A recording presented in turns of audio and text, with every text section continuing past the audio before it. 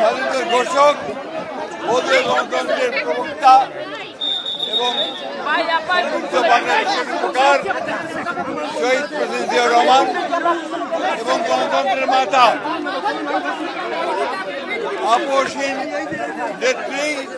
দেশনেত্রী বেগম খালেদা জিয়ার মাজার জিয়ারত করতে এসেছি। আমরা সবাই তাদের প্রতি শ্রদ্ধা জ্ঞাপন করেছি, শ্রদ্ধা নিবেদন করেছি, পুষ্পাঞ্জলি অর্পণ করেছি এবং আমাদের নারী সদস্যরা এখানে